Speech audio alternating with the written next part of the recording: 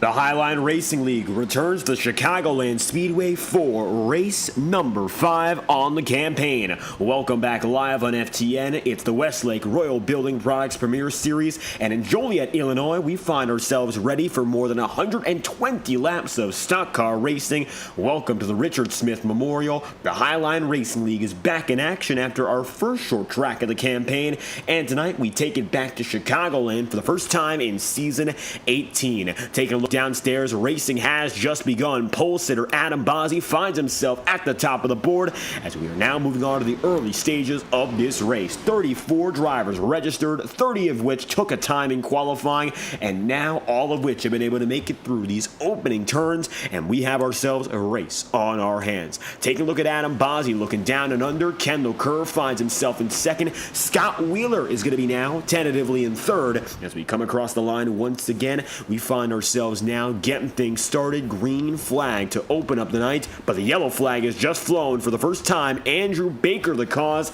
and the caution is out. Take an instant replay here and figure out what happened. It looks like Baker, the number 33, going to be involved in the first incident. There's Kenny Brooks into DJ Stagner, then up into the 33 of Baker again. DJ Stagner early, perhaps exit. That damage will be terminal for the 33. Stagner maybe with a chance now to continue. However, for Andrew Baker, Kenny Brooks alike, bad news. And you can see the front end for Kenny Brooks already going to come undone. Not the way you want to start things here, and we still have 121 laps to go.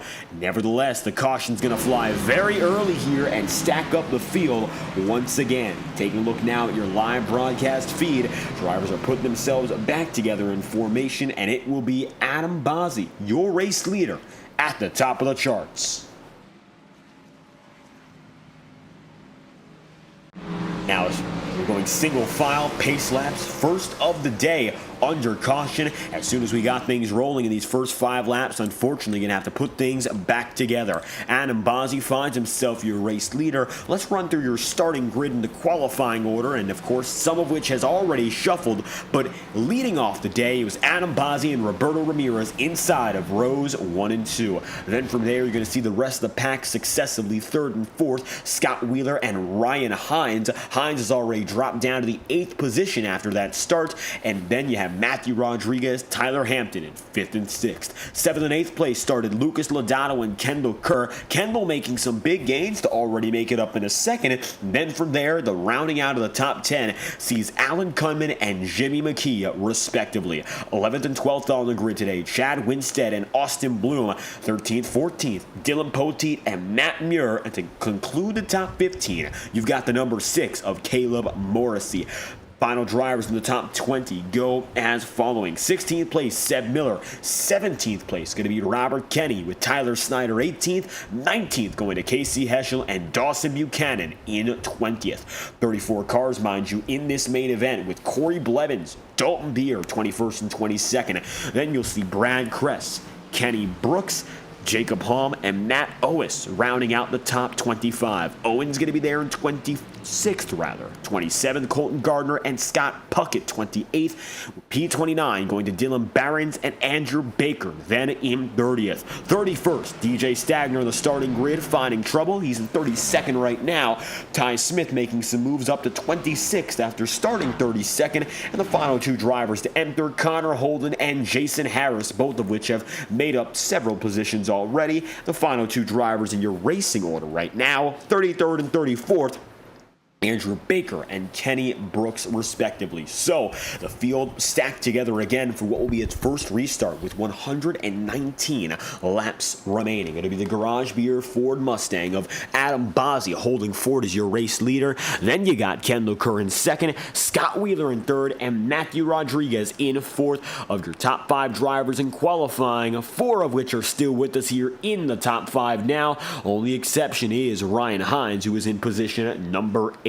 Time to get things going from Chicagoland. Once again, a rather quick caution and a rather quick restart, and all of a sudden, we're putting things back together double file as if it was the initial start. iRacing pace car drops down low, and for lap number 8, it's restart number 1. Bozzy gets the jump by a car length and a half over Kendall Kerr. We're green once again, and so the 27 brings it into turns 1 and 2, advantageous.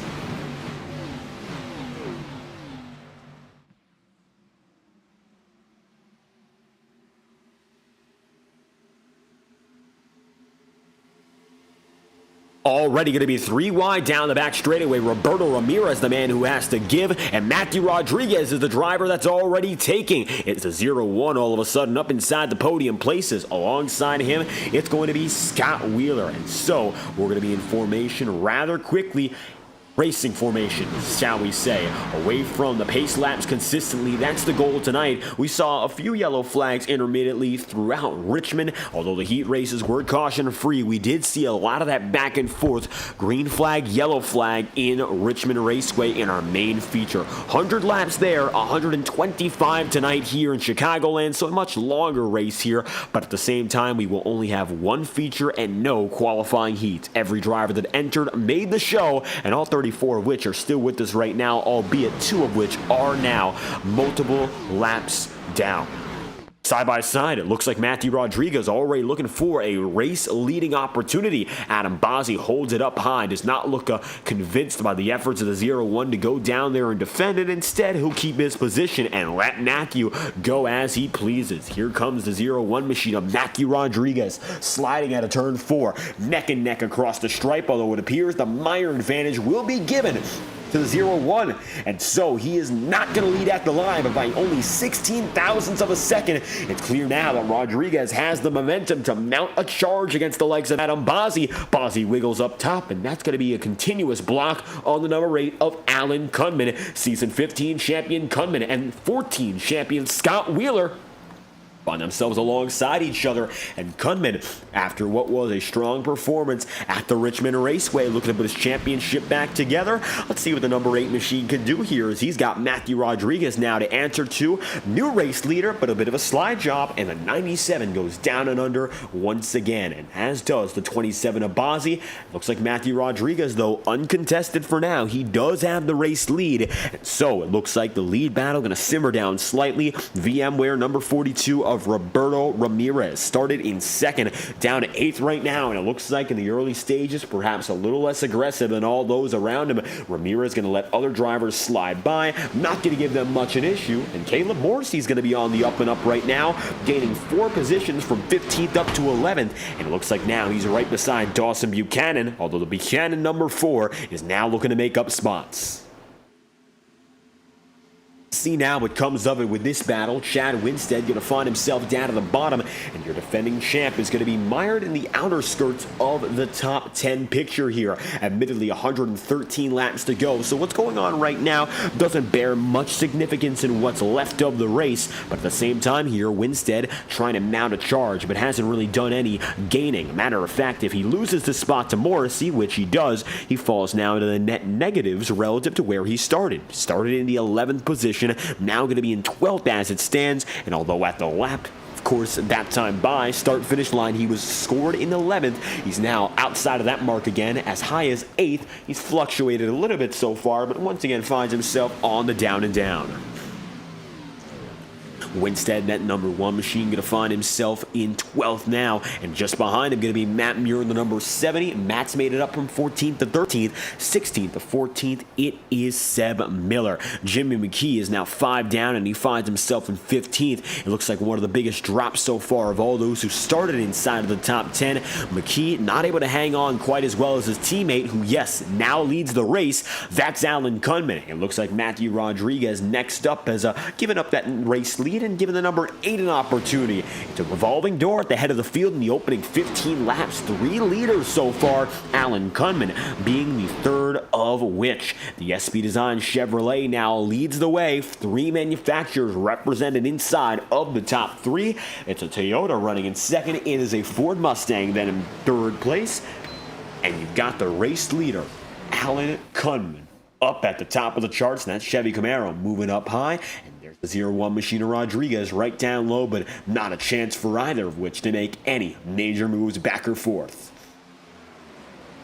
Getting a long run formation now. You'll see 109 laps to go. Buchanan going under Caleb Morrissey. Maybe right now, Caleb Morrissey trying to develop something with, of course, more than 100 laps left. Why not try to break in that outside groove? Taking an eye in the sky here, you'll see Caleb Morrissey, perhaps through 1 and 2 particularly, is doing something a little bit different. Out of turns 3 and 4, Caleb's going to go for the more traditional route of a tighter inner apex through the middle of the corner and exiting higher, although he will end up on the bottom side of the front straight once again. Morrissey, though, into turn 1, you can see remains the highest of all those around him, and relative to his competitors, going to pull on that middle groove and now try to get the power out to catch up to Austin Bloom, who got left up on the high side. Looks a lot more intentional, though, for Caleb Morrissey, and it looks like that intention is bringing him some success. Already up to 9th so far, and it looks like perhaps the driving style that today requires is already coming into his liking.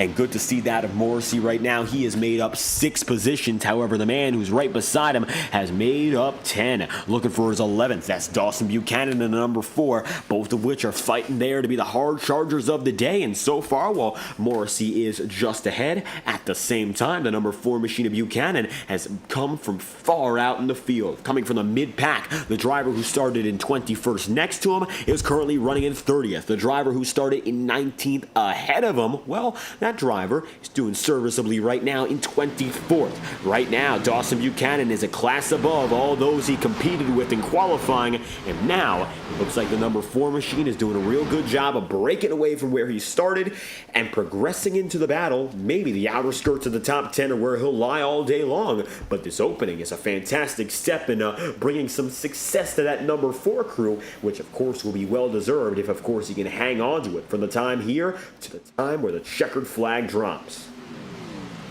Scott Wheeler stays right behind Alan Gum in 3rd and 4th right now, respectively, both of which are going to be hanging on just behind the lead battle. It looks like Adam Bossi again has gotten away from both of which, and Matthew Rodriguez is going to be leading very early on to this one. Rodriguez has been showing multiple races this season so far, and he has winning pace. And saw at Richmond the pace he had to hang on and get in that main event. There is something about this 0-1 team that is different this year. He's not yet been able to come through with any feature wins in his Highline Racing League career, but as of late, it looks like he's not only been the class of his team as a whole, but the Hula Monkey crew has sent this 0-1 in and out every week, and they have seen improvements. Rodriguez tonight, of course, leading early, but if he is to be the man at the top of the board in some 100 laps, he might just be able to break out this season, getting that first win and relieving all that pressure as Adam Bossi goes down low. A multi-time winner in his own right sees the caution fly for the second time today. Scott Puckett, Jacob Halm, and among others, it looks like Ty Smith involved. Yellow flag is out, and some major damage for guys like Puckett and Halm. Yes, Jacob Halm's day is over, and for Scott Puckett, I can't imagine much better is left for him either. Caution's out again, second of the day. Here's an instant replay. Let's figure out what just happened. Ty Smith hooks Scott Puckett up, and Jacob Halm, the innocent bystander, gets destroyed as well. Now, for Ty Smith and Jacob Halm, that's where the incident started. Was there a cause for concern before the yellow flag flew between the two drivers? Let's find out and take it on board here with the number 18 of Ty Smith. You can see by the point where they both got into each other, but taking a little bit further back now with Ty Smith, you'll see if there's any history between these two drivers leading into it, and they were door banging. There's once. It looks like for Scott Puckett, he'll be coming further up, and Ty Smith comes down.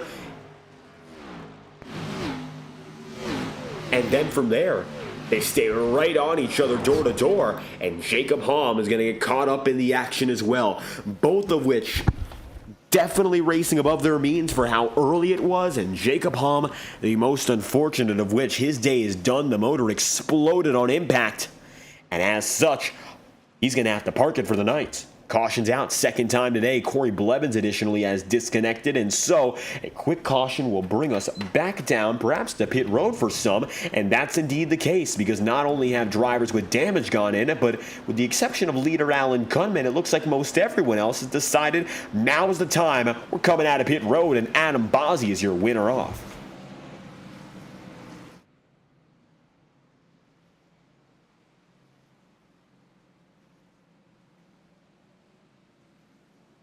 Labazzi getting on his way, Matthew Rodriguez third, Scott Wheeler in fourth, and Kendall Kerr position at number 5. Unfortunate to see that number 18, Ty Smith, now behind the wall. Another of the Swamp Motorsport drivers involved in an incident so far, 2 of which getting caught up in cautions. DJ Stagner initially with that front end damage, as you can see, and now Ty Smith, after getting himself directly hooking up the track with Jacob Halm. Looks like now Swamp not having the best of days in the Richard Smith Memorial, something we're going to touch upon more as the race progresses. You might remember 2 weeks ago we introduced the stickers on the front end of the number 18. Ty Smith is one of multiple drivers. Connor Holden additionally is carrying the same sticker on the hood of his number 81. We'll take a better look with Holden right now because he is still on the circuit. In loving memory of Richard Smith, the same circle that's on our thumbnail tonight, both drivers for Swamp Motorsports carrying the legacy on of a family member for Swamp Motorsport. We'll get a little bit more into what's going on with Swamp Motorsport and a Swamp family as a whole. Ty Smith, Connor Holden, both relatives of Richard Smith, and so a direct unfortunate loss just a few weeks ago. And in commemoration of such, the Highline Racing League family has once again gotten together and provided support for the community, which has been perhaps outside of racing the theme this season. And now looks like it's about time we get ready to go racing once again. Second caution in 25 laps so far, and an early one to bring the racing to a standstill was lap 5, second of which after a brutal hit and a multi-car accident at that, involving Halm, Smith, and the eventual Jacob Halm machine getting contact with Scott Puckett. 3 drivers caught up in this one, and so yellow flag out once more. Choose rule going to be in effect, and let's see where Alan Kunman decides to go. High side or down to the bottom? It looks like for Alan, it's going to be now time for him to pick, and number 8 decides to stay up top on the ceiling. And with him comes Adam Bozzi, but Bozzi decides to go low here, so your front row will be the number 8 of Alan Kunman, the 27 of Bozzi, and this is very similar.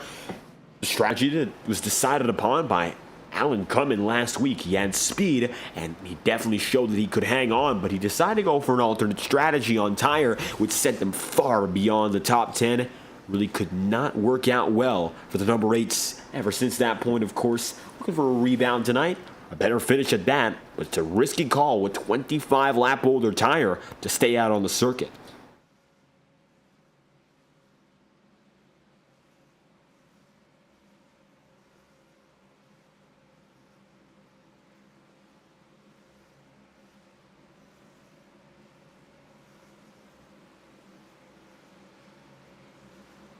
Adam Bozzi, Alan Kunman. First and second tonight, and they're going to open this one up once again with 100 laps to go. Not a lot of time, in all honesty, here in Chicagoland. Race leading for a guy like Alan Kunman, he's done it many a time before. Season 15 champion. But tonight, of course, he's coming with multiple seasons of a drought in mind, and he is looking to snap the drought in just one foul swoop. Number 8 machine's going to grab the gears and get things going tonight. 99 laps to go, and we get across the board once again. Welcome to lap number 27. Kunman leads us through, and despite the old tire, gets a car length and a half jump.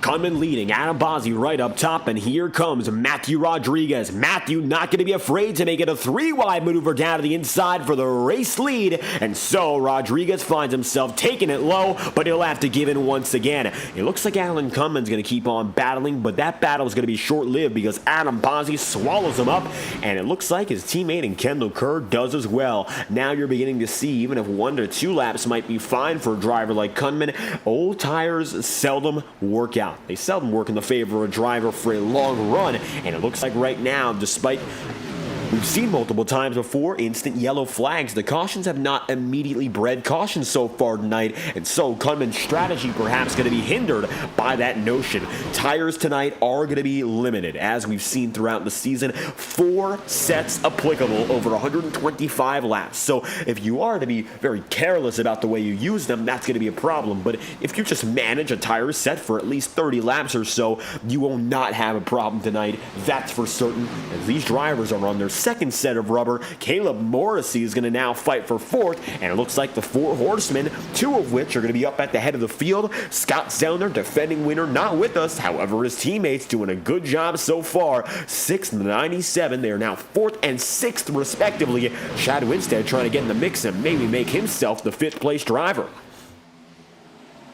Dylan Poteet additionally coming through as well. That number 31 team, well, they've done a real good job so far of just hanging in there as the battles have gotten rougher side by side. Almost a little bit of a bobble perhaps there from Chad Winstead, and Poteet's going to have to lay off as a result. The 31 team has not yet really found the speed consistently at these intermediates. We go to them so often in previous seasons, and we still have many chances to see cookie cutter style racing this year as well. Poteet still has to find that speed above the mile length for these circuits. Multiple victories in his career, the last of which coming in season 16 when we went to the virtual Phoenix Raceway, and the first of which that we saw on FTN North Wilkesboro in season 15. So yes, Dylan Poteet knows how to get it done, but it doesn't often come to him at these tracks where everyone races at consistently. It's a level playing field, and it's not really a unique circuit, although yes, it is different from most other intermediates in a way or two. It's not necessarily all too different. And with that being said, you'll see a few drivers here who oftentimes have the experience in their back pocket. Kendall Kerr, the number 21. We've seen Kendall Kerr sometimes come out in the most surprising of circuits. You might remember when he won in season 16, we went to Rockingham. That was the second race of the campaign, and the 21 came out of nowhere and bulldozed the competition in his Lucas Oil Chevrolet. Nevertheless, since that point, the Kendall Kerr victory machine has been somewhat dormant, but tonight he's been comfortably inside of the top 5, and it looks like he's once again giving a challenge to those drivers who are all around him. Adam Bozzi and Matthew Rodriguez challenging each other again, and you'll see Rodriguez now due to take the race lead on the outside, and the inside still down low. Adam Bozzi hanging tough. Equidistant at the line, but a minor edge to Bozzi again at the stripe. The gap between those two drivers was only a total of 1/1000th of a second, and what a finish that would have been if it really was for the win. But that's only at the quarter main marker here. We still have some 90 laps to go, and Caleb Morrissey now going to try to throw his hat in the ring, the number 6 to the top side, and it looks like he's been bringing his teammate with him and Dylan Poteet as well.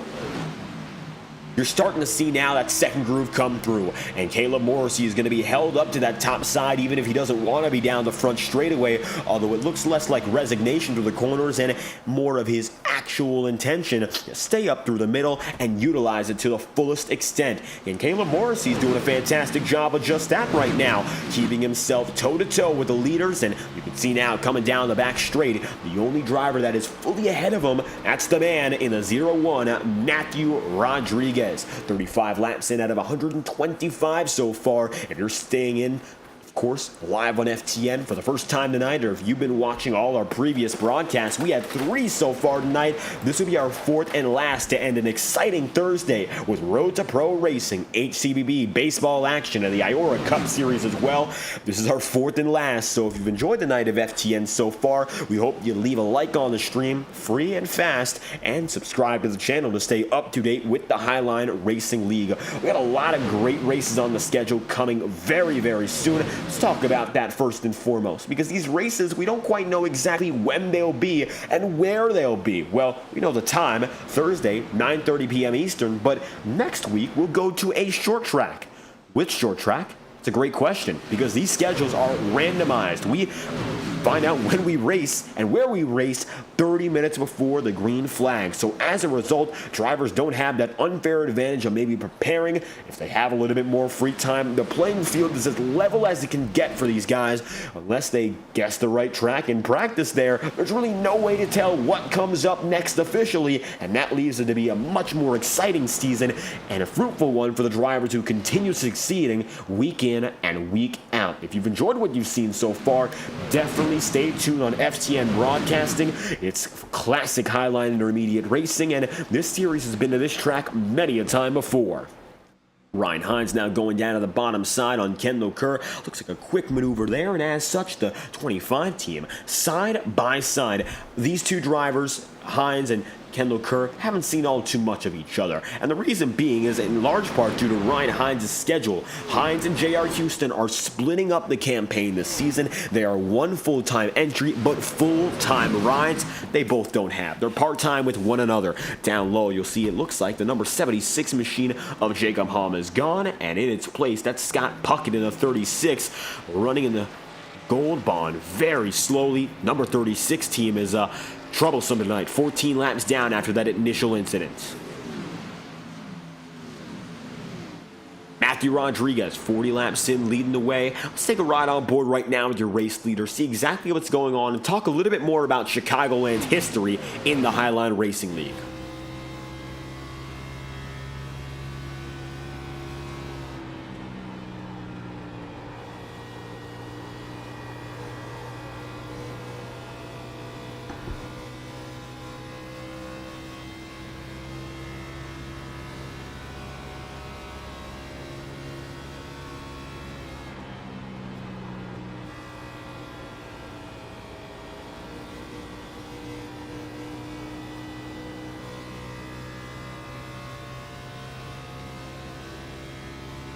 For Matthew Rodriguez, he holds himself up and ahead, 41 laps in out of 125. Now, when it comes down to where we've seen the Highline Racing League at Chicagoland before, we'd have to turn the clock back the first time to Season 12. This track has come up multiple times before on the schedule, and as it has returned once again, it's the first time since Season 17. So, it's come up pretty recently. In the last 4 seasons, it's come up 3 times. Season 15, Season 17, and today, here and now, in Season 18. We took some time away from the circuit, though, in between Seasons 12 and 15, was absent from the schedule in both Season 13 and 14, respectively. The Next-Gen era did see it once. The Xfinity era has technically now seen it 3 times, and a caution, we're seeing it for the 3rd time tonight. Back of the field, DJ Stagner might have been involved in this one. Let's take an instant replay and figure out the causes. It looks like another, perhaps, Swamp Motorsport incident on the night. Let's check now what happened with DJ Stagner. Yes, he is the sole spinner, it appears, and luckily, it's only a safety yellow. Let's see what, if anything, might have helped DJ Stagner go around.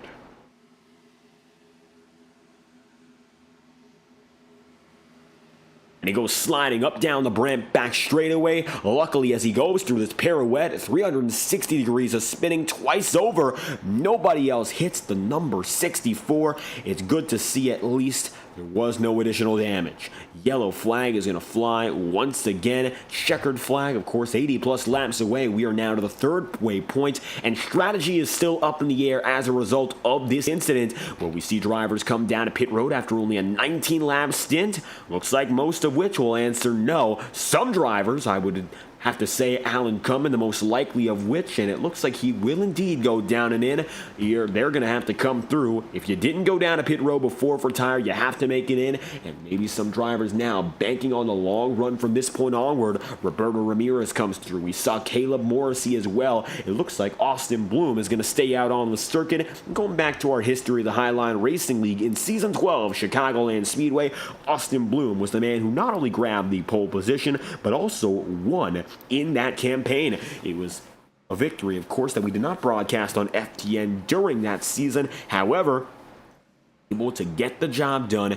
Austin Bloom has won in this series before at this very track. Granted, 6 seasons ago, it's been a long time for Austin Bloom. His most recent Highline Racing League successes have come in the form of the Truck Series, but here in the Premier level, maybe a chance for Austin Bloom to ignite the fire once again and find himself back in victory lane once more. Now, of all of our former winners at the Chicagoland Speedway in this league, they are all racing with us tonight. So it looks like we do have the drivers that we should be focusing on. And, of course, it's interesting to see that these veterans still remain with us. Lucas Lodato in the number 7 is the most recent driver to get the job done. That was his very first oval victory And of course, season 15, let's not forget the middle driver. That would be the number 49 of Casey Heschel. He finds himself right now in the middle of the pack, not doing the best in 26th overall, but still some time to improve, and he's currently on the lead lap, which is a very important identifier,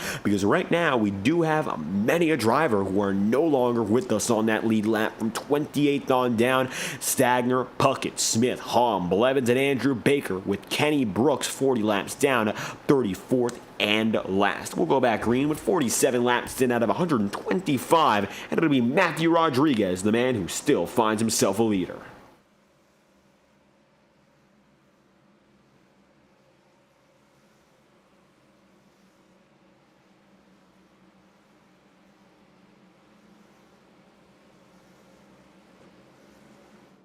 Now, notable gains in this pit cycle in the past few laps. Dawson Buchanan is up from 20th to 6th, so up 14 on the day so far. Buchanan has been the biggest mover by a long shot, except for another driver we have yet to mention so far today, the 81 machine for Swamp Motorsports, from 33rd up to 10th. And Connor Holden, of course, carrying with a heavy heart tonight, as the Richard Smith Memorial has only just begun. He's made up some major position from 33rd to 10th, up 23 on the day to this point. And tonight, we are honoring, of course, the life of Richard Smith. This memorial dedicated to the Swamp Motorsport family and one of the original Swamp members, as described by Ty Smith himself. Connor Holden also carrying the banner, and Swamp Motorsports as a whole looking to continue that success in honor, of course, of Richard Smith. Fantastic to see them all out on the circuit. Richard Smith was a stock car racing fan in his own right, a fan of NASCAR and Dale Earnhardt, some of the most successful in stock car racing. And so far this season, Swamp Motorsports has been the team to beat to this point. Let's see what Connor Holden can do. He's doing a fantastic job so far of making those gains, but he's still got a ways to go, and now he's got the toughest drivers up and ahead of him, namely the 01 and the 27, who have looked particularly strong tonight, and one of which look to be bound to break into victory lane if they can keep this performance up. J.R. Houston, he's not going to be in this race, but the 25 of Ryan Hines has returned again, and as much as J.R. Houston has stolen the show for that entry, Ryan Hines has been just about as consistent just now, trying to find those results to put the pieces together. Matthew Rodriguez is going to grab the gears and do so much better than that on the inside line. A bit of a stack up, and they're going to go accordion bunching up all throughout in the field. Jimmy McKee nearly goes 3 wide with Connor Holden, but the inside of Matthew Rodriguez gets away, and it'll be the 01 leading out of turn 2.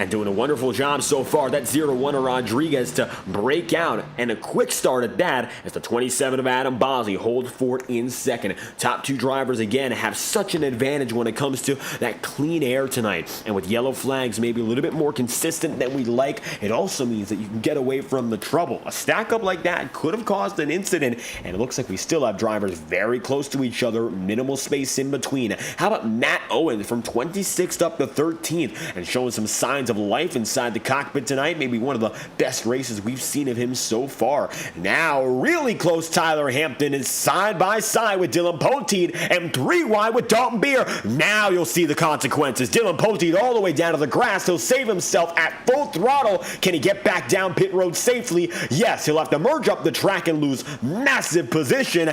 Nevertheless, Dylan Poteet now all the way down as he fades back rapidly. Well, he comes down the back straight, but he's no longer anywhere near contention, and Hampton and Dalton Beer, someone had to give. Dylan Poteet is the sacrifice, and the 31 is moved down into 26th. As a result of that incident, unfortunately, it looked inevitable, and that's what came of it. Luckily, Poteet didn't turn up the track and did a wonderful job of saving things. But now, you'll see he's got a lot of time he's got to make back up. He finds himself now 4 seconds away from the race leader, and relative to the number 5 of Tyler Hampton, well, he's still 2.5 seconds back on him. Tyler has fallen down to 19th as a result of the incident, and the only driver to get away on the positive looked to be the number 38 of Dalton Beer, although he did fall back too. Now Dalton is going to be in 15th, and so you see there's no gains from going 3 wide just like that. Unfortunately, everyone's a loser in that situation, and that predicament is is going to be replicated again. Two SP drivers, the Blacktop Racing boys, and Alan Cumming and Jimmy McKee. Alan's going to surge right outside of turn 2, and now try to go 3 wide again, this time with Tyler Snyder and Sebastian Miller.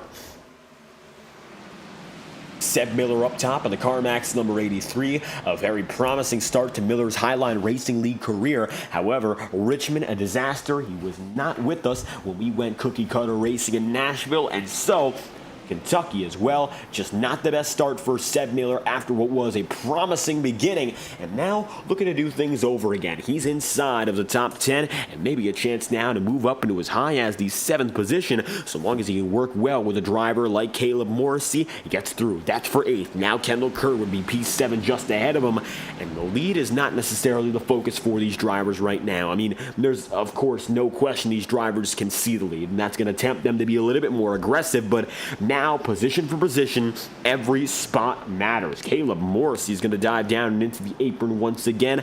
That's another feature that Chicago is notable for having. That apron. Of all aprons in intermediate driving, of course, I think it's the most important. You can see drivers even coming down the back straightaway utilize the apron here, but down the front, you can not only cut that distance immeasurably. Oh, up the track, Ryan Hines with Matthew Rodriguez, former leader, ends up almost destroyed. Ryan Hines with the foresight to get off of the gas pedal. But my oh my, Matthew Rodriguez almost caused calamity, and the number 01 of Rodriguez all of a sudden going to fall from grace quickly, and what looked to be, of course, a minor incident would have been substantially worse. Take a look again. Let's see what happened with Rodriguez here. As he goes low, he's going to end up on the bottom side and then washes up the track, and it looks like an unforced jolt perhaps up to the 25. Interestingly enough, whether or not that was driver error or maybe something hardware-wise, it looked odd. Looked perhaps a little unusual there for the 0-1. He's still going to lose time big, and now he's no longer in the foresight of the race-leading battle. Instead, it's going to be this number 8 of Alan Cumming up at the top of the board, and take a look at the number 8 himself. It looks like Alan has been able to play that alternate strategy card better today than he did last week. And how about the driver behind him? Caleb Morrissey looking for his first win in what would be 3 seasons. It has been a long while since the driver, that number 6, has made his way back up to the top of the board. It has taken, of course, quite a few seasons for Caleb Morrissey to even build up this speed once again. Season 16 was about a total wash for the driver, the number 6, and he ended up driving to 98 that season before switching back to his usual look.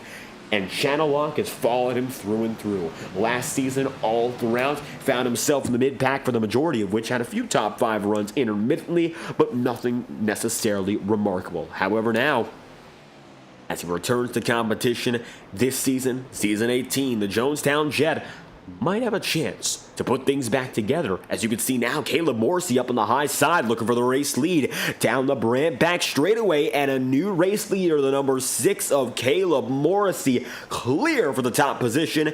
Although now Alan Cumming has an opportunity to fight back on the bottom side. For the first time today, Caleb Morrissey is your race leader, and so it's that number 6 crew up on top, advantageous relative to the 8 of Alan Cumming. Wonderful work so far from both drivers, and it looks like tonight they might have the, at least, tentative edge on the strategy. Something that was relatively unexpected given how we've done so far intermediates throughout this series. But it looks like now it's going in the favor of both drivers, whereas the drivers on 34 laps old rubber like Alan Cumming and company are beginning to fade back. Alan Cumming is going to find himself there in 2nd. Adam Bozzi is in 4th. And it looks like right now Bozzi holding up the best of which in his class. You got Scott Wheeler in 5th, Roberto Ramirez in 6th, and Kendall Kerr then in 7th. Take a little bit more of a look beyond the confines of the front runners. There's Austin Bloom, and then Connor Holden in the number 81 for Swap Motorsports tonight. It looks like Connor Holden is the last bastion of hope after incidents involving Ty Smith and DJ Stagner, respectively. The 81 tonight, well, looks like he is all that is left. In as high as 10th position we saw him at, Connor is unfortunately for his case falling back down the order into the 19th position. 33rd place is where he started, and that's the lowest spot he was in. Regardless of everything, it looks like tonight he will gain positions. There is no way for him to finish 33rd or lower because those drivers have already been long retired. So Connor is going to make gains tonight, but I'm sure he would love to keep going into the top 10 and beyond. Tyler Hampton looks like he's made his way back up rather quickly. He was involved in that incident, which shot him down all the way down to what could have been 16th and 17th. But all of a sudden, it looks like he has indeed made his way back up and recovered, which is to say nothing of Dylan Poteet, who has had to continue struggling. It looks like for Dylan, things have gone from bad to worse with respect to getting back up to the front runners in the field. He's in 24th and now 6.5 seconds back. Although Tyler Hampton here looks like he's putting himself back together better than before. He'll make that move quickly by the 97 of Scott Wheeler. Now Tyler's got himself the number 1 of Chad Winstead just ahead to deal with 61 laps in out of 125. Coming close to our halfway point here, Tyler Hampton has been rejuvenated, and he's got the energy now to chase after the top 5 placements. And Roberto Ramirez is one of which. Ramirez's best race right now, it looks like it's going to be a clear success for him to just get away and get away clean. He was involved in multiple incidents at the tail end of Richmond last week and unfortunately marred by incidents out of his control. That has been the tale of the 42 team so far in this campaign. From the high banks of Daytona, and ever since, while Ramirez right now finds himself in 4th, there's no guarantee of safety on the circuit, and the driver, that number 42, well, he's just gotten up to the highest spot he's been all night long. Maybe a chance now he can keep on pulling. Reminder of drivers inside the top 10. Now all the top 5 are on the brand new rubber. Tyler Hampton is on new rubber too, and he's trying to make his move up to 6th. The rest of the top 10 are on 39 lap old tires here with 63 laps to go. We've just gotten out of that halfway marker, and it looks like, with that being said, it's the Jonestown Jet. Caleb Morrissey leading the way. 10.5 back on him. A former champion Alan Cunman and the former Chicagoland race winner in Casey Heschel finds himself in 3rd. Roberto Ramirez will be in 4th with Chad Winstead P5 and Tyler Hampton now up to 6th. Adam Bossi in 7th. 8th place is now going to be Scott Wheeler and Kendall Kerr is in 9th with Dawson Buchanan, the big mover of the day so far, up 10. He has himself concluded the top 10 placements. Once again, we'd like to thank our friends and, of course, our sim racing associates at iRacing Motorsport Simulation for providing the opportunity for online sim racing easy and accessible to all drivers throughout the country. iRacing leads online simulation racing, and it shows with more than 16 years of background and experience. The Highline Racing League, for instance, has used the iRacing platform now for north of half a decade in their 13-year existence, and the racing and results have gone better and better each and every year around. The battle for the lead continues here, so we'll see whether or not it simmers down, but when it does, we'll bring you an iRacing promotional message. But with 60 laps to go, Alan Cunman again is looking for that race lead, and I think now, unfortunately, he's going to have to settle back beyond the confines of number 6, and he'll have to wait again for another chance. We'll be back with 60 laps to go. You're watching the Richard Smith Memorial, and we'll return after the following message from our friends at iRacing.com. Racing isn't easy, but experiencing it is. iRacing puts you in the driver's seat with the industry's leading sim racing game. Drive on laser scan replicas of the greatest racing circuits from around the world. Go head-to-head against other drivers chosen by skill-based matchmaking to ensure competitive racing at every level. Compete across all your favorite series. In officially licensed cars, engineered to deliver the most accurate driving experience possible.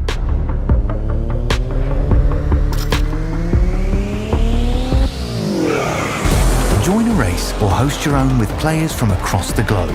Race against the computer or in a league with friends. Feel the thrill behind the wheel. Visit iRacing.com.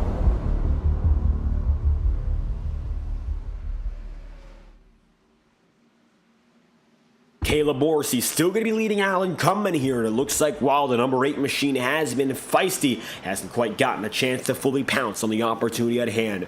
Welcome back live on FTN with 57 laps to go from the virtual Chicagoland Speedway. You're watching the Westlake Royal Building Products Premier Series, and tonight, it looks like so far it's been a tale of strategy and a few cautions intermittently dispersed in between. Now the question becomes, oh, was that trouble? And it looks like it might just be, oh, that could have been risky. Casey Heschel luckily did not go around, almost getting involved with Scott Puckett. We look back to Roberto Ramirez to see whether or not there was any spinning. Luckily, there was not. And we'll see, double checking anyway, how close that instance really was. It looked like for a brief moment there, Casey Heschel might have been put in jeopardy with a lapper right beside him. Take a look again on board and we'll see if there was any real cause for concern. I would say yes.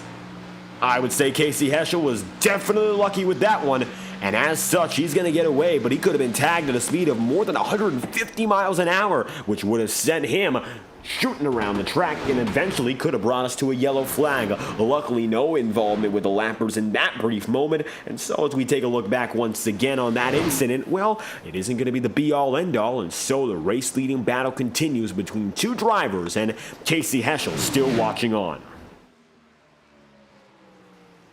Casey right now going to be in third, looking to back up perhaps a victory from many a season ago. Season 15, the very last of which in the next-gen era, and of course, it's been a long time since we went next-gen racing in this series, more than a year as a matter of fact. Caleb Morrissey's last win came during that era, and as did for Alan Cumman. All these drivers have a tie to season 15. Alan Cumman and Caleb Morrissey alike had 2 wins in that season, and for Casey Heschel, we mentioned he got the job done in Chicagoland as well. 54 laps to go for all of which in the field it still remains behind. A 25-lap stint so far, and counting upward for these drivers, it looks like there's a chance they can go all the way. Perhaps if they save just enough, there is a chance this is the final pit stop they already took, and they go till the checkered flag falls. However, now at this rate, it looks like this race-leading battle is getting a little bit more intense, and with it heating up, we might see some drivers focus less on saving and more on preserving their position. Looking further back, and you'll see a few other battles, but all of which look to be very, very calm in comparison. Maybe Seb Miller and Matthew Rodriguez would be the exception. A very unfortunate fall there for Matthew Rodriguez. The incident with Ryan Hines setting him back big, and as such, that number 83 machine making it by quickly on Rodriguez, who looked to be a juggernaut to contend with for the remainder of the race. Well, now in these final few laps, the dying laps of the day, it looks like unfortunately Rodriguez is going to be relegated to being in the mid-pack, and still with them is Ryan Hines. After all that time, Caleb Morrissey has a quarter of a second lead after another challenge from Alan Cumman. However, that's only going to bring Casey Heschel into the fight a little bit more so, and that's going to give the number 49 the means to challenge Alan, not the other way around, and that doesn't even involve Caleb Morrissey to this point. 51 laps to go this time by, and Casey Heschel is going to slide right into the second position. Alan Cumman third, and taking further back, some of the closer battles are inside, no longer the top 10 or top 15, but inside the top 20. Take a look right now at drivers like Robert Kenny going at it with the likes of Connor. Of course, Holden was there, but now he finds himself just a little bit further ahead. Colton Gardner, Jason Harris. Tonight, Jason Harris going to be running that Quaker State number 88. Different look for Jason. And it looks like right now these battles have simmered down at the middle of the pack. It's a little bit closer. There's Connor Holden. We mentioned he got away, and it looks like he's found himself back in the battle with Brad Cresson. The aforementioned Ryan Hines. It looks like right now, top 15 and company are still settling each other out, because these are a lot of drivers who have been mingling back and forth with different strategies. Although not many, some drivers on that 31-lap strategy are still in the tail end of the field. Matt Muir, for instance, went down a pit road, some 31 laps to go, of course, relative to where we are now, but he had himself a problem. He only went for what looked to be a splash of fuel, and so he's not going to really reap the benefits, and instead he just finds himself losing track position and trying that much harder as drivers head down a pit road now. Sebastian Miller going to make it in, and it looks like drivers are now convinced if you've gone 50 plus laps, you have to come in once again. So it looks like, yes, a pit stop will be mandatory for all drivers, whether they like it or not. A big pit cycle now. There's Connor Holden coming in, and now getting on his way out. So expect some of the drivers outside the top 5 or 6 to have to come down a pit road.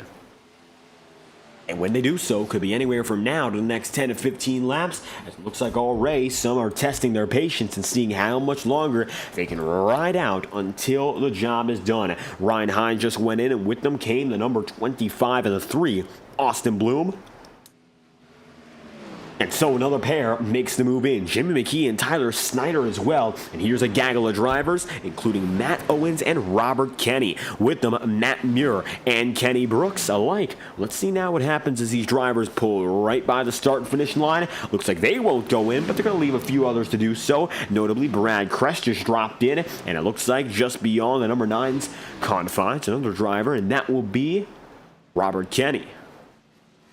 Dylan Behrens is going to stay out on the track now, and you're going to see some drivers who we haven't looked at all night long at the front getting their chance to cycle further up. Adam Bozzi, Scott Wheeler making their way into pit road as well. So some of the juggernauts of this race very early on, including your pole sitter, they just dropped through all the same. Dawson Buchanan going to be coming out with Brad Kress alike, and this means for drivers like Caleb Morrissey and Casey Heschel, time is limited. Some 20 laps to go for their stint at the very most, and they'll have to come down to pit road once again to finish the job, as Dylan Behrens is going to be making it through and through this time by down the apron. He'll stay out and try to go just a little bit longer. Matt Muir, Jason Harris, Colton Gardner are all going to be stacked up with each other, but here comes parting the sea is the 83 of Sebastian Miller, and he's going to now leave that lane wide open for Adam Bozzi and company. All the while, Matt Muir decides to call it quits, and he'll come into pit road as fast as possible. Looks like now these drivers who are on the new tire, enough of a reason to go in and join the fun. Caleb Morrissey going to be leading it. Now you're beginning to see those different encounters, not only between old tire and new, but between first and second place. Casey Heschel now going for the race lead. He's going to have to back off now coming down the front straight, but you can see coming out of 4 how close these drivers were. 44 laps remaining, and looks like Caleb Morrissey still has the slight edge as a final driver, and Matt Muir goes in. However, final of this bunch doesn't mean final overall. Here comes the entirety of this field, a hornet's nest in all different forms, but we also saw with them Matthew Rodriguez going down a pit road. Tyler Snyder slides up the track, has to make his way through with Connor Holden and company. Here comes the 38 machine of Dalton Beer, and with them Austin Bloom. The race-leading battle has simmered down, so take a look back to pit road. There's Colton Gardner and company. Here's Chad Winstead. He finds himself rather lonely. Side by side, Jimmy McKee going to be right there with Dawson Buchanan. Toe-to-toe at the line. This is for position, as is the battle here with Holden, Kenny, Austin Bloom. And now they're 3 wide. 3 wide. The 3 is in the middle. And it looks like right now Austin Bloom's going to be able to get away unscathed. Lucas Lodato, though, really close to getting a piece of contact himself. Lodato has been silent today, although he started inside the top 10. Really hasn't shown many other signs of having that pace, as low as 25th up to 22nd right now. He's got a way to improve, of course, here, and that's staying with the pack, but he's got room to improve in mass. Really isn't going to be too easy here for Lucas, given all that's happened so far in this race. The laps are ticking down. Maybe now he's got the time to use it, but he's got to improve quickly here. And with the pressure being put on by guys like Lucas Lodato and Austin Bloom, he's up to 18th. Maybe a chance to come in with a solid top 15 when the day is said and done. But the Nexus Esports prepared number 7 team right now having some trouble, as we have the Hornets' Nest coming to a close for now, and only a few drivers left to come down to pit road, including the 6 of Caleb Morrissey, sometime soon.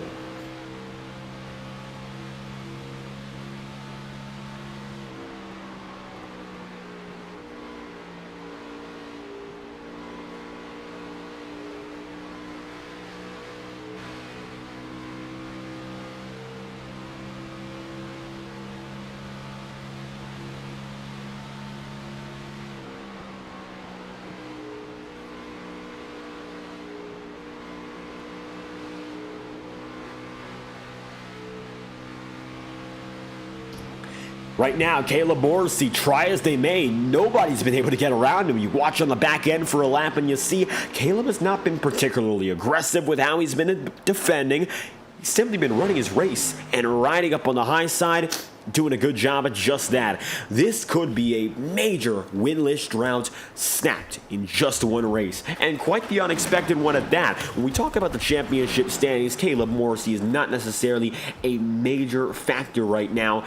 Casey Heschel, Alan Cumming, they've had their bouts in the championship before, as recent as a season or two prior, but for Caleb Morrissey, he has not found himself necessarily competitive in the title battle for quite a while. Talking about Caleb, he is 33rd in the points as it stands, and of all the full-time drivers so far, well, he's tending to be full-time. He has not made all too many starts. He's only made 2 of which so far. And of the drivers that have made only 2 starts to this point, well, Caleb Morrissey finds himself with the second lowest amount of points. So he hasn't been all too efficient when it comes to gaining points this season. This would be a huge turnaround for him, getting a win. And right now, it would mean he'll be the 5th straight new winner on the season, as would be Casey Heschel or Alan Cumming or anyone alike. Jimmy McKee, Ty Smith, Tyler Hampton, and of course, you find there DJ Stagner, with the exception of McKee, all of which find themselves up in the higher echelon of the points. And the 4 drivers we discussed, Stagner, Zellner, Hampton, Smith, they have victories. And as a matter of fact, DJ Stagner, still your points leader. He's fighting toe-to-toe with Jimmy McKee, and tonight, the way McKee has been running relative to Stagner, it looks like the 48 has a chance to come away with the championship lead. Gap between he and Stagner, right now he's 10 behind. And with how far back DJ Stagner is running in 29th today, it means that Jimmy McKee's got the perfect opportunity to make things happen and go for a victory. Not only, of course, with this race, I don't think the race is his focus now, but the championship.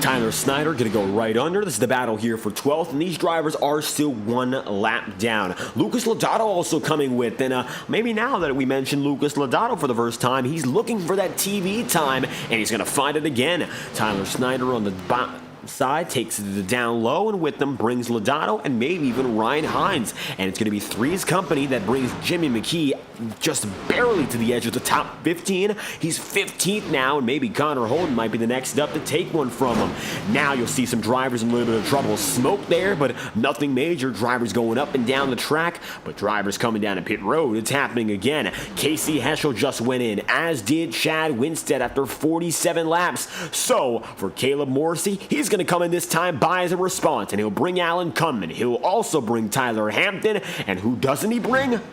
Roberto Ramirez. Ramirez will go long. And Dylan Poteet right now going to find himself just ahead. Dylan going to be on new rubber. Roberto Ramirez right now deciding to do things a little bit different. He will stay out 48 laps in, and now he's going to find himself the slow driver of all. He might be the leader, yes, but it doesn't mean he's going to be the fastest driver. Now, as a matter of fact, he'll be one of the slowest. Will he be given room to go down a pit road this time? No, doesn't look like he intended to go down a pit road. Very few pit signals are being given here in these final few laps of the race, because most drivers already made their final pit stops, and this is where you begin to see that undercut playing into the favor of the drivers who did not go for the extra pit stop, because a driver like Caleb Morrissey is not going to cycle out to the front of the field. Caleb Morrissey is right now in 15th, 1 lap down. Yes, he is immeasurably far behind, but that's because also Roberto Ramirez decided to stay on the track here. So the gap between Caleb Morrissey and net race leader Adam Bozzi is something more like 10 seconds. And that's being fair to all the drivers in this predicament. 10 seconds for Caleb Morrissey to make up on the youngest rubber in the field. He's got himself a 14-lap advantage, and he's got 32 laps to go. Let's say he's quicker by a second right now. It's a very conservative estimate as well. He would have to go with this pace for some 15 laps. He'd be there by 17 laps to go by all accounts, and Roberto Ramirez now drops down to pit road. Bozzi with the lead. Ramirez is going to concede, and it's the 42 to pit road with 32 remaining. Adam Bozzi now going to get a chance to be the top driver on the board. Emma Ox in the chat room rooting now for the driver who has the top position, and if not Caleb Morrissey, it looks like perhaps at long last, Adam Bozzi is back in the catbird seat to find a victory lane.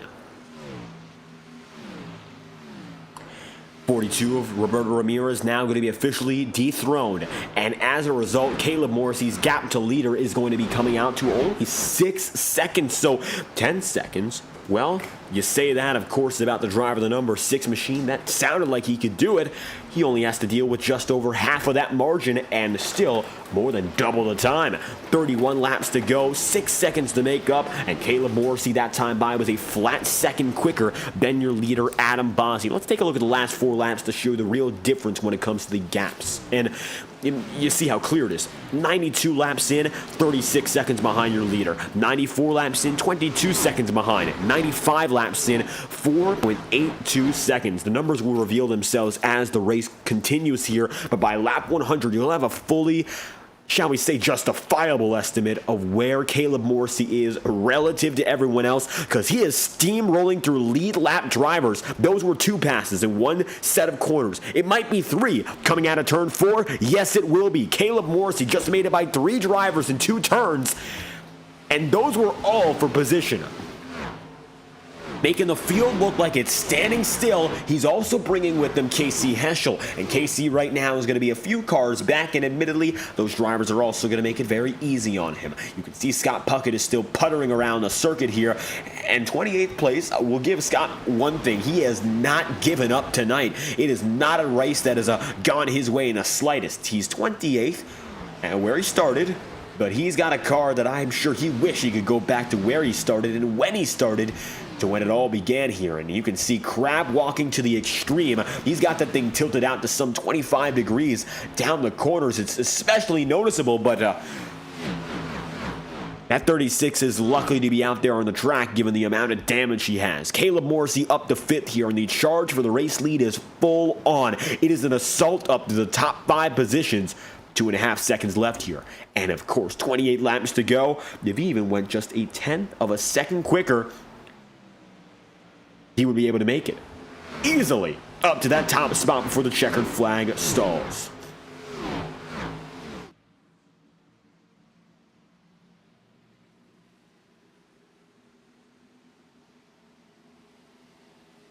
Six machine of Caleb Morrissey, 1.72 seconds back. The gap continues to diminish. Is Adam Bossi looking through that rear view mirror? Well, I don't think he is just yet, but if we take a look back, you might see that blue, white, and red blip with the channel lock coloring coming in.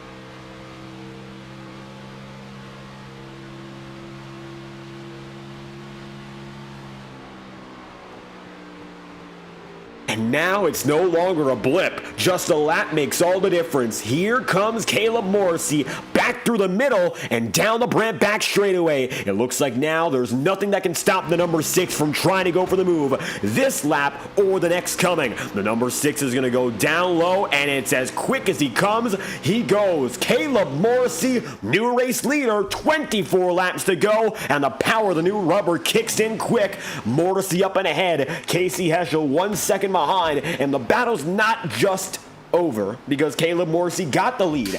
Now he's only got one other driver, maybe 2, that can stand with them. Alan Cumming and Casey Heschel dragging each other along. They are 2nd and 3rd on the new rubber. They're 3rd and 4th overall, and it looks like if they're going to try to fight Caleb Morrissey for the win, they're going to knock Adam Bossi off of the podium. Here comes Casey Heschel and Alan Cumming right with. Bossi's got no choice now, not only to look back, but look beside him. Here comes Heschel.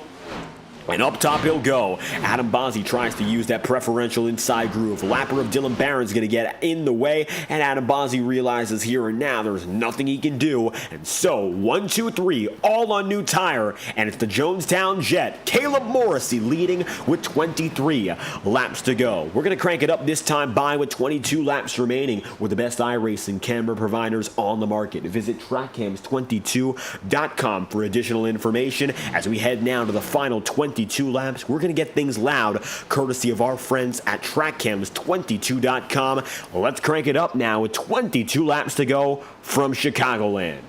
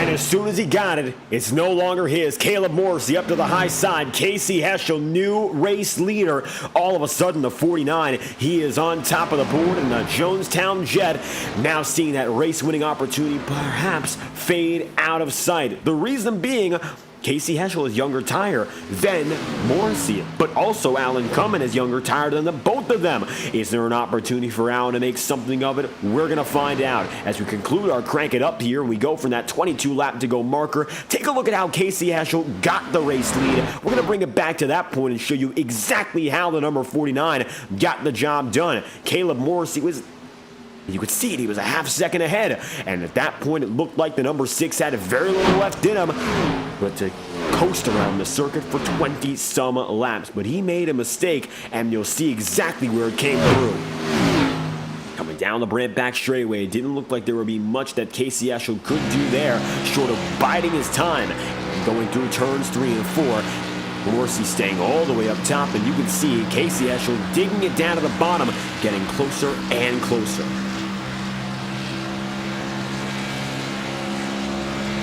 At the point they went through 1 and 2, this is about the time where things continue to change here in a big way, because Heschel, well, he stays on the track, Morrissey gets in the wall, and that is the mistake of the race. 15 laps to go. That's the reason Casey Heschel is your race leader, and the dying laps now, while Morrissey is not yet done, I can't imagine here that's going to be any easier for him to get the lead back. As we take a look at your live footage here on FTN, Caleb Morrissey is still close. Not to say it's impossible, and now he's taking it up to that higher side again. Perhaps that wasn't any major damage. If you're taking a look at the right side, what is there to really visualize as damage besides maybe a little bit of scraping? If anything, it's cosmetic. And the 49 machine, Casey Heschel, I'm sure he knows that now. Taking a look off the back end, he's going to block up top where Caleb Morrissey is. And I think Caleb understands that above all else, this might be his final opportunity that he can secure for a victory. For Morrissey, these opportunities are very rare, and he'll send the 49 down to the bottom of the circuit. Casey Heschel gonna get the chrome horn laid right on the back bumper, up the top of the track. Oh, Morrissey's gonna go around. Heschel's gonna get severe damage. Alan Kunman is your race leader.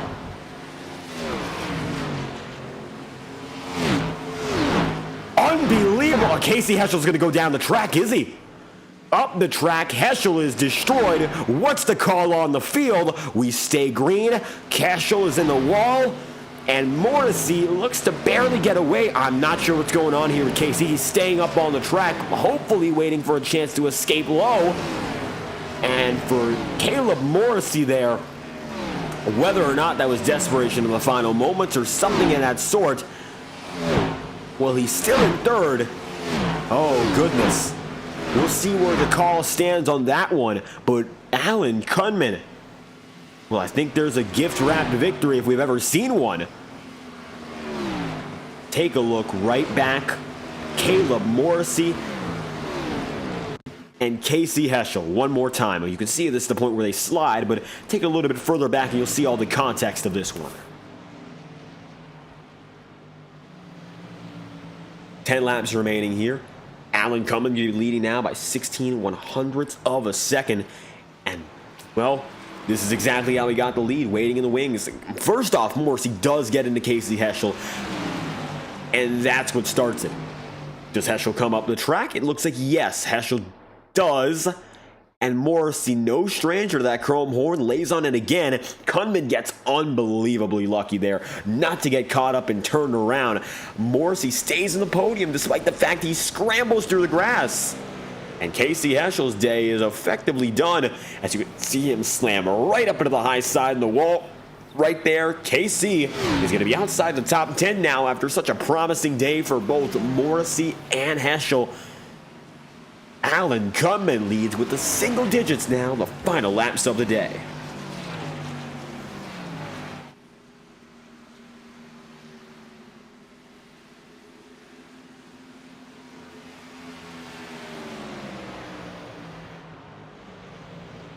Now it's Alan Kunman, Chad Winstead, and Caleb Morrissey the podium.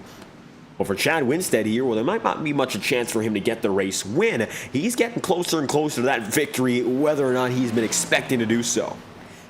The number one machine of Chad Winstead, defending champion, and now maybe looking for a chance at the podium once more. Perhaps he's got an opportunity now to seal the deal so long as he doesn't get involved here with the lapper of Dalton Beer. That was a little bit closer than he'd like. Nevertheless, Winstead gets away, and with no trouble, through and through, he'll remain inside the second spot. Roberto Ramirez might be able to make his way through into third. He's getting closer and closer now to Caleb Morrissey, the gap between the two of which is a second, and the Jonestown Jet might have to watch out because Ramirez here, well, he's getting quicker and quicker, and looks like what's left of that 6 car is not nearly enough to remain competitive.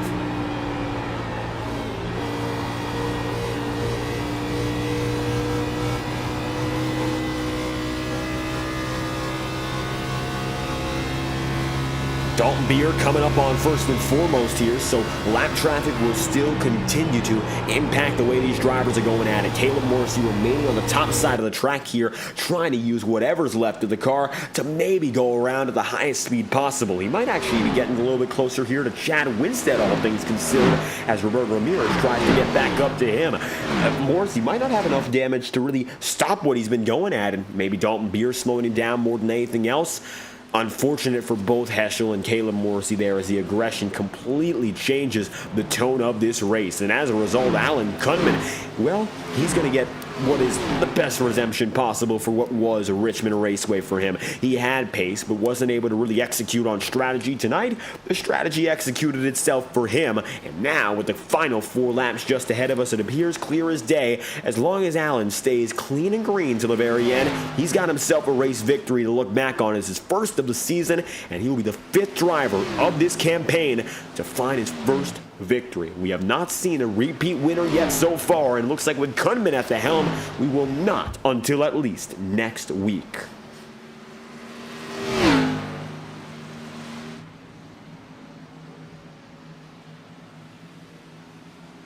4 laps remaining. Take a look further back. Chad Winstead, Caleb Morrissey at a standstill. Maybe the closest battle now is going to be between Tyler Snyder and Jimmy McKee. You can see them toe-to-toe, and Sebastian Miller right there with number 11 position. That's held now by the CarMax Toyota Supra, just outside the single digits here.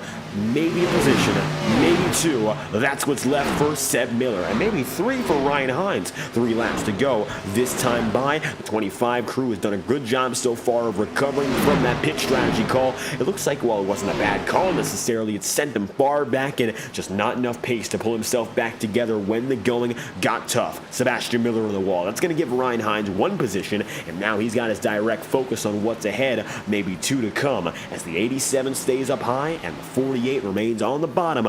Multi-Groove Racing to finish off the night in Chicagoland, while not at the front of the field, still prevalent. Not only the bottom being useful, but for some drivers, taking to the middle or even the ceiling has been applicable. 2 laps to go this time by for Alan Kunman.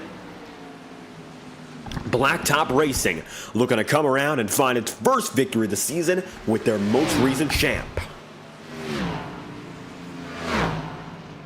White flags out here for Alan Kunman, the race winner, and of course he's been looking for in a long time. We haven't seen Alan get back to victory lane, but tonight might just make all the difference, and almost shades of season 15 all throughout. Caleb Morrissey looking for his first victory since that very season. Casey Heschel, last time we were at that track in the next-gen era, he won that very season, and a champion from seasons ago finds victory lane once again tonight. The number 8 rounds the final corner here in Joliet, Illinois, and comes across the start-finish line, winning from Chicagoland. Alan Kunman gets the job done from 9th to 1st on the grid, avoiding the late race chaos and finding victory lane. SP Designs and Blacktop Racing are back on top.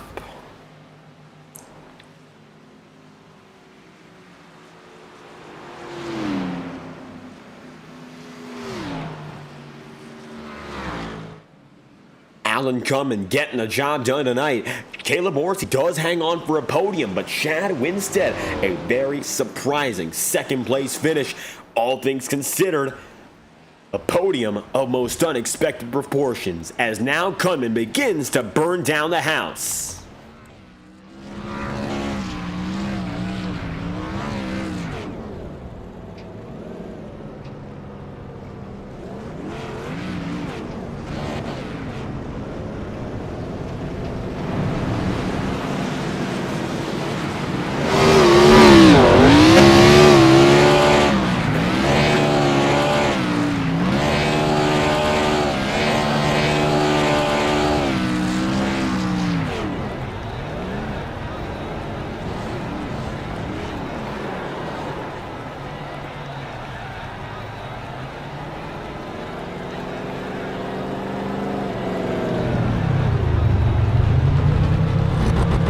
Making his mark on track tonight, Alan Kunman collects the checkered flag. A familiar place for Alan, just taking him a long while to get back, and it's great that he has. Kunman's going to win over Chad Winstead in second, with Caleb Morrissey position number 3, and 4th, Roberto Ramirez and Tyler Hampton rounds out the top 5. 6th place is going to be Adam Bozzi, with 7th and Scott Wheeler, and Dawson Buchanan in position number 8 with 9th, Jimmy McKee. You'll see Tyler Snyder concluding the top 10. Overall, a solid race for him, and 11th place. Then from there, it's going to be Ryan Hines with Seb Miller, P12. Then Brad Kress 13th, Austin Bloom 14th, Matthew Rodriguez 15th, and 16th place to Lucas Lodato with Robert Kenny in 17th, Connor Holm P18 and 19th, Matt Owens, Colton Gardner 20th on the day. Then from there you got yourself 21st place, which is going to be held then by the number 20 spot, it's 88 Jason Harris. Dylan Poteet 22nd, Matt Muir 23rd, Kendall Kerr 24th, and Dalton Beer 25th, with Dylan Barons 26th. P27 for Casey Heschel. After how great he did tonight, he only faltered in the final 10 laps, and he fell down to 27th from first. Scott Puckett 28th, 29th for Kenny Brooks, DJ Stagner for 30th place, he gets it there. Then you'll have Jacob Holm, Ty Smith, Corey Blevins, and Andrew Baker as your final 4 entries on the night. Alan Cunman gets the job done for Blacktop Racing, and it's been a long time coming. 24 laps led on the day, and the champ is back in victory lane here from Chicagoland. Alan, you saw it all go down, and as soon as we got through those final 15 laps, well, looks like the victory lane was pretty much wide open, but it wasn't easy to get here. How does it feel back in victory lane at long last and winning here in Chicagoland? Really, really good. This is up there with when I won the championship a couple seasons ago, man. My first win in this Xfinity car, and I've been chasing it for years. I mean, literally years. And didn't have the fastest car tonight, but we had the best strategy. So just all worked out in the end. I can't be more happy right now. And a fantastic way to get it done here. I mean, first and foremost, we'd have to look back at that incident that you were just behind and you barely got out of. How was it for you to be inside of that top 3 race-winning battle and to just avoid the incident by the slimmest of margins? I mean, it was fun. The whole after that last caution we had, the whole run was good. We all came down pit road together, I think, and we just eased our way through the field, and then we just rode. I saw the whole thing. I thought for a second I was getting right rear hooked right into the wall, but 2 weeks in a row I was seesawing on the old steering wheel, so I was able to gather it up and keep going. And gathering everything up, well, you were able to just pull away based on the track position that you had. Well, this is a bit of a, shall we say, the exact opposite, actually, of what we saw at Richmond. You made the same call. You went down for that alternate strategy of taking the extra pit stop, but it didn't work there, at least to the same extent of what we saw tonight. The extra pit stop, it looks like you stuck to your own strategy and made it work. What led you to have that decision, of course, in mind? Really, just coming into the season, I just told myself that there's going to be one race that I don't do what everybody else does, and I'm going to see how it works out. And I guess the second time's a charm because it worked out tonight. Everything works out. It looks like sticking to your own plans here. Back in the mile and a half where we've seen you successful before. Now, it's been a victory a long time coming. We've said it many a time on broadcast. It seems like this team has had the pace, but just has not been able to pull it into victory lane here, getting the weight off your shoulders for your first victory before we head into the next portion of the season. Our second short track is up next, and you did real well at the Richmond Heat. How do you feel about your chances for maybe going for a second?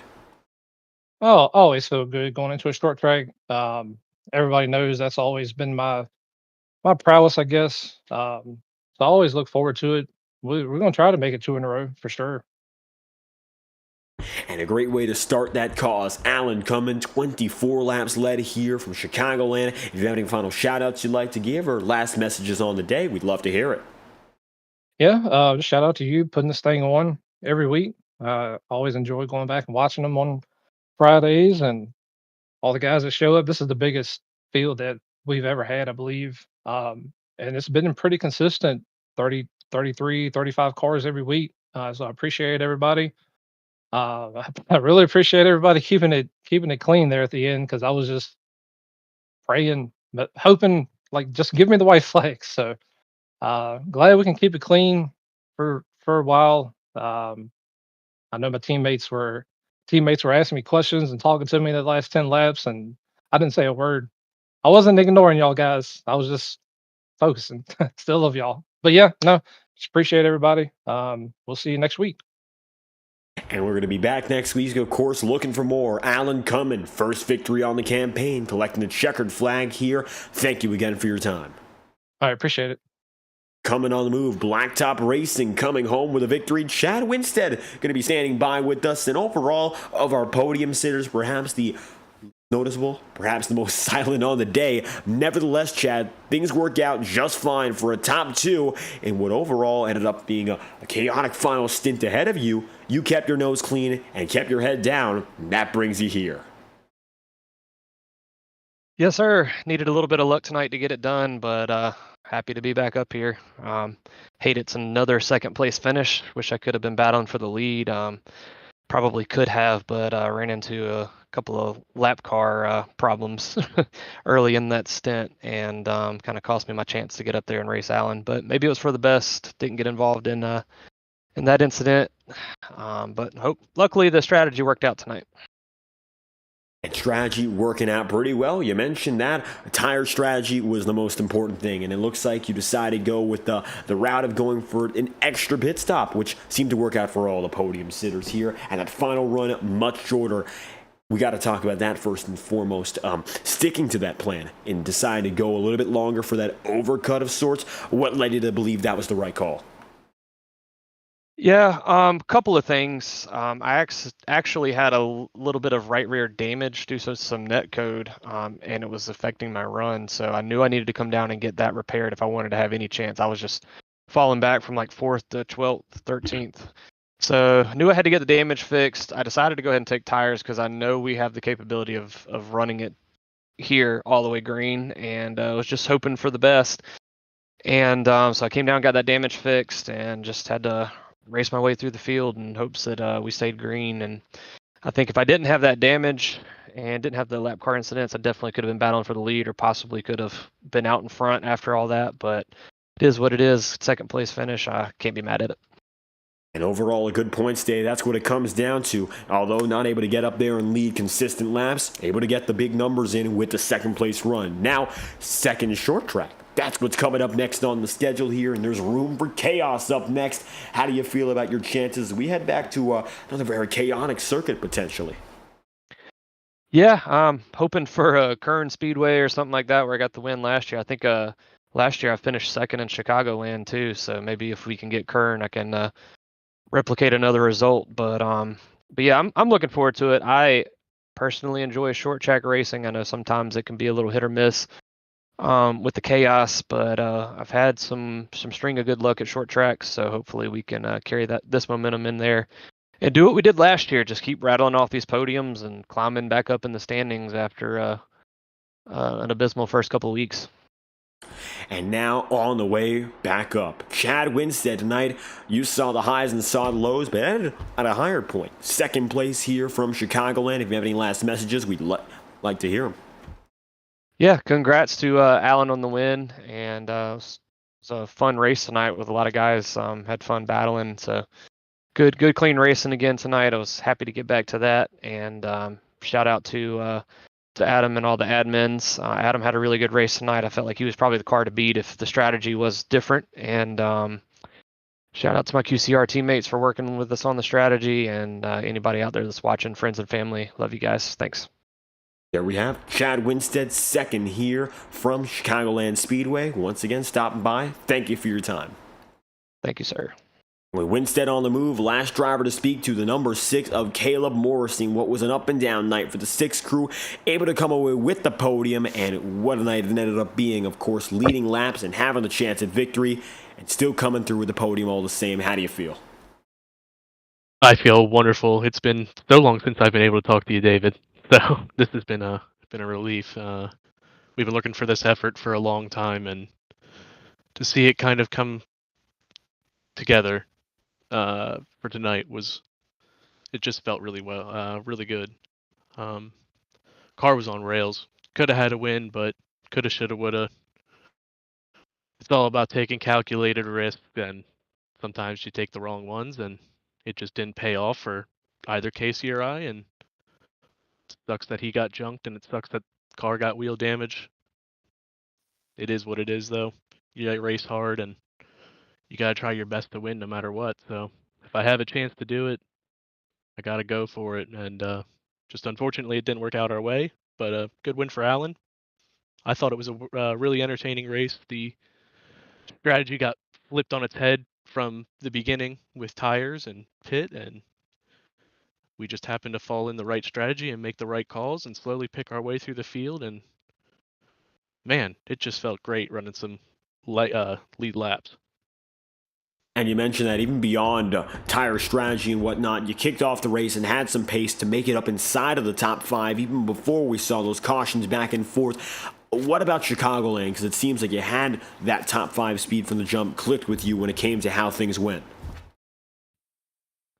I don't know. There's something about that top lane in Chicagoland that just reminds me of running a cushion at like Eldora. It's such a fine line, and I don't know if it was the setup or the update to the racetrack, but there was that bump and turn 3 and 4, almost right down the middle, and everybody else kind of did their best to avoid it, but me, I felt pretty comfortable once we got about 10 laps into the tires there to just kind of hang it up there and hope that it just stays together. But there was just something about running that top lane that I love about Chicagoland. Like, it just feels, I don't know, there's no sensation that I can really compare it to. I'm really glad that this was the track that randomly got selected tonight. I was hoping for Indianapolis, but Chicagoland works just as well for me. I basically just use this as practice for potentially Eldora later.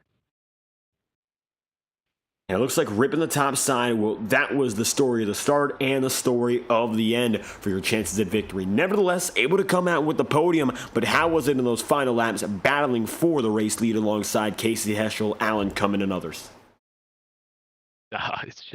It's white knuckle. It's just, there's so much adrenaline and you're working so hard to try and stay fast and competitive. Like, they're not slouches. Those guys are like really good drivers. It's super hard to get to that point and be in contention late in the race like that.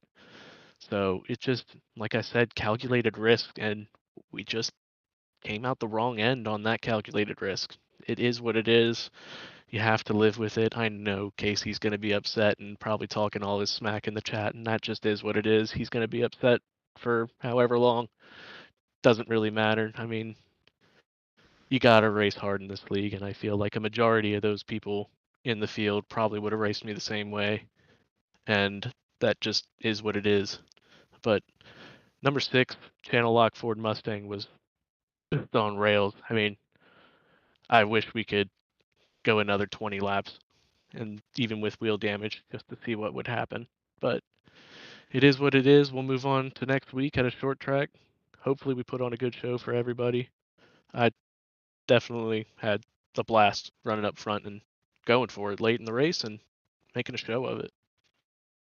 And nevertheless, Caleb Morrissey, first podium on the season here for the number 6 crew. Before we head on to our next short track race, any final comments you'd like to give? Yeah, thanks so much to everybody that puts on the league for us. I know Adam Bossy, Kendall Kerr, Alan, just the whole crew puts a lot of work and a lot of thought into this. The format for this year, I feel like, is the best that we've had. It's just, and you see it with the field. I mean, we had 30 some odd cars like 3 or 4 or 5 weeks into this show already, and I just feel like that's kind of rare for iRacing and the league in general. It says a lot about the guys. We have a lot of high character guys, a lot of high skilled guys, and a lot of different backgrounds. So yeah, this is just an incredible league to even try and be competitive in. I want to thank my 4 Horsemen teammates, the Scott, Bloomer.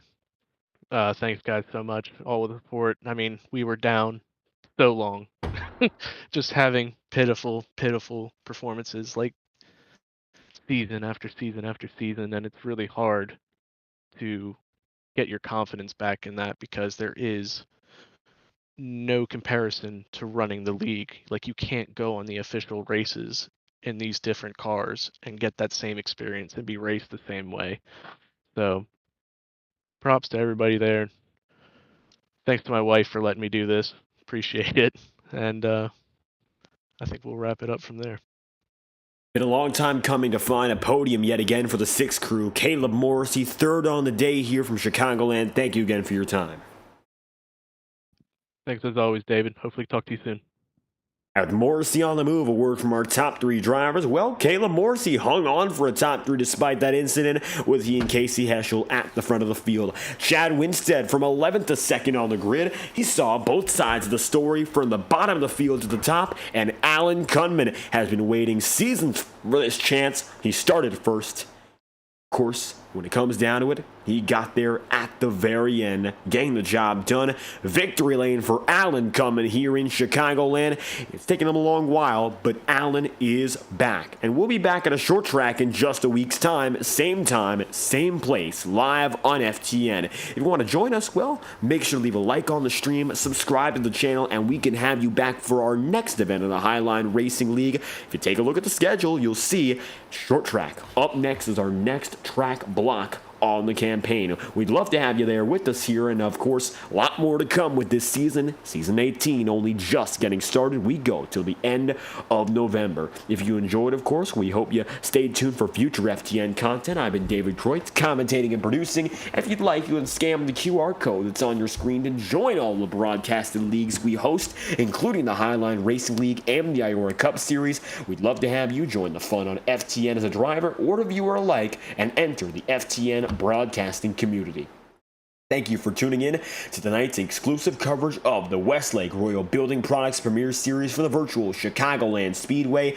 And once again, we'd like to, of course, honor the life of Richard Smith. This is the Richard Smith Memorial after all, and we'd like to commend Swamp Motorsports, Ty Smith, and Connor Holden for allowing us, of course, assistance in bringing this event to you, tonight's event, and Adam Bozzi, of course, for giving the go-ahead for tonight's memorial race. Thank you all for tuning in once more. We hope you have a fantastic night. You've been watching the Richard Smith Memorial live on FTN.